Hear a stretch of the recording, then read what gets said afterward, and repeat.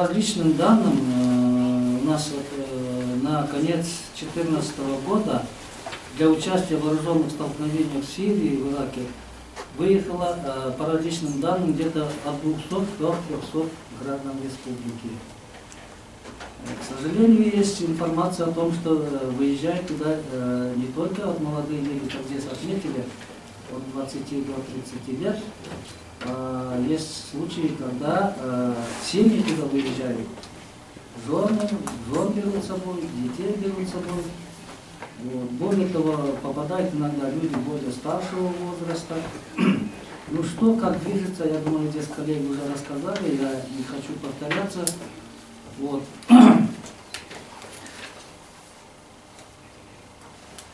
Вот, несмотря что на отдаленность государств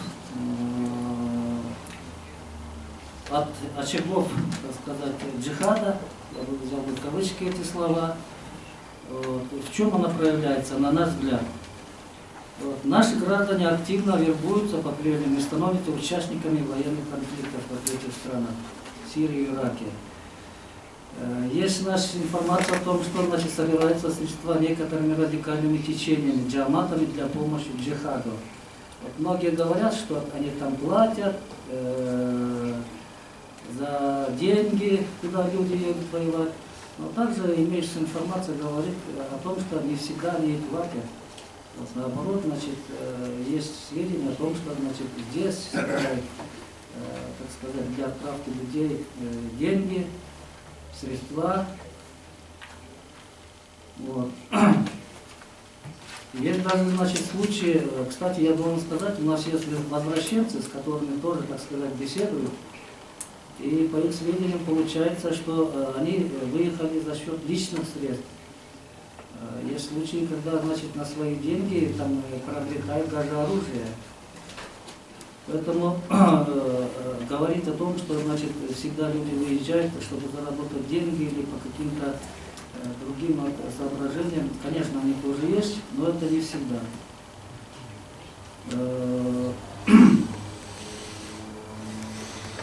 Идеология исламского государства распространяется у нас в республике, что способствует активизации запрещенных экстремистских террористических организаций.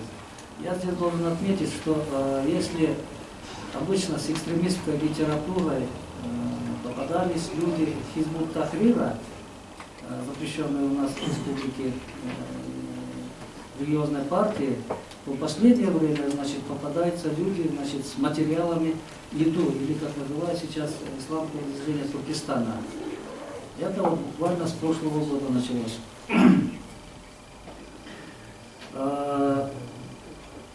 Возвращаются у нас активные приверженцы, носители радикальных идей, набравшиеся опыта с целью распространения идей экстремизма и для использования опыта боевых действий в республике. Большие проблемы создает тот факт, что после возвращения доказать, что они участвовали в военных действиях в Сирии, и осудить их по статье наемничество очень трудно. Поэтому у нас сейчас есть инициатива от силовых структур, значит, доработать вот эту статью и каким-то образом, чтобы они были применительны для таких лиц. И я должен сказать, что в этом вопросе сказывается отсутствие отечественной исламской интеллектуальной элиты школы и, как следствие, ориентация на внешние центры ислама, которые преследуют свои цели.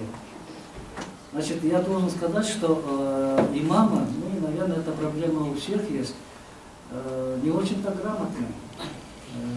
Мне вот по характеру работы приходится разговаривать с радикалистами иногда, так сказать, экстремистами бывает, с членами Хизбут Тахрир. Они прямо заявляют, ваши имамы, говорят, ничего не знают. Они приводят цитаты, вот здесь я должен сказать, из трудов российских ученых, религиоведов, докторов, профессоров, докторов наук, философов, которые, значит, имеют работу в религиозном направлении. Они их читают. И действительно они оказываются намного грамотнее наших имамов. Это надо признать.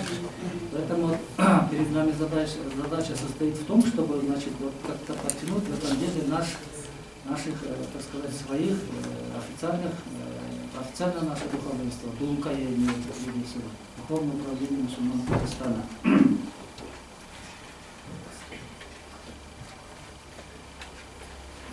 Среди завербованных у нас есть сведения о том, что, значит, не все люди попали туда вот по своим убеждениям или по, скажем, по причине того, что не обустроена жизнь, как здесь отмечали. Есть среди завербованных людей обманутые люди есть. Есть люди, которые, если мы говорим, что у них социальная необустроенность, но среди завербованных есть люди, которые имеют определенный достаток в семье. Значит, это люди вот чисто таким по идеологическим соображениям.